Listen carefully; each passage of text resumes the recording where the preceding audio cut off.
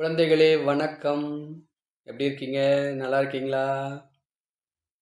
சாப்பிட்டீங்களா? நாம இன்னைக்கு 7ஆம் வகுப்பு முதல் பருவத்தில் 2வது இயலில் உள்ள கவிதை பேழை அப்படியே நிற்கட்டும் அந்த மரம் என்ற தலைப்பில் கவிதை பார்க்க இருக்கிறோம்.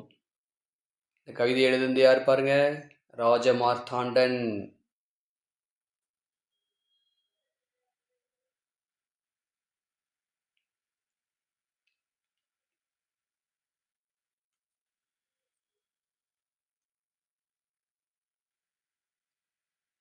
ஊரின் வடகோடியில் அந்த மரம் 5 வயதில் பார்த்தபோதும் இப்படியே தான் இருந்தது.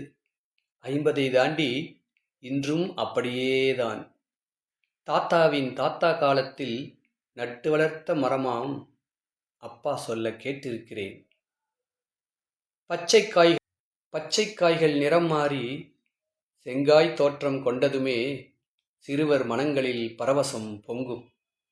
பளபளக்கும் பச்சை இலைகளூடே கருநீல கோலிகுண்டுகளாய் நாவற்பழங்கள் இலைகளில் தொங்கும்.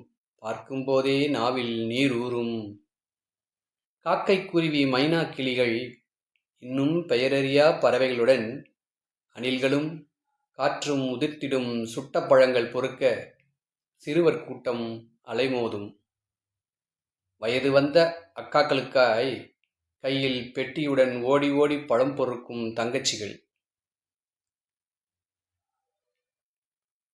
வயது வந்த அக்காக்களுக்காய் கையில் பெட்டியுடன் ஓடி ஓடி பழம் பொறுக்கும் தங்கச்சிகள். இரவில் மெல்லிய நிலவொளியில் படையெடுத்து வரும் பழந்தென்னி வௌவால் கூட்டம். தோப்பு முழுக்க பரவி கிடக்கும் மரத்தின் குளிர்ந்த நிழலிலே கிளியாந்தட்டின் சுவாரஸ்யம்.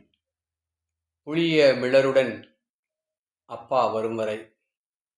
நேற்று மதியம் நண்பர்களுடன் என் மகன் விளையாடியதும் அந்த மரத்தின் நிழலில்தானே. பெருவாழ்வு வாழ்ந்த மரம் நேற்றிரவு பேய்க்காற்றில் வேரோடு சாய்ந்து விட்டதாமே. விடிந்தும் விடியாததுமாய் துஷ்டி கேட்கும் பதற்றத்தில் விரைந்து செல்கிறார் ஊர் மக்கள் குஞ்சி குழுவான்களோடு.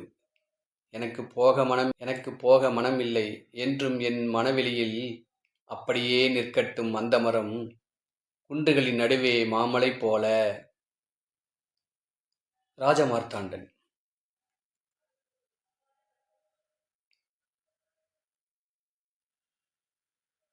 நன்றி குழந்தைகளே. மீண்டும் அடுத்த காணொளியில் சந்திப்போம்.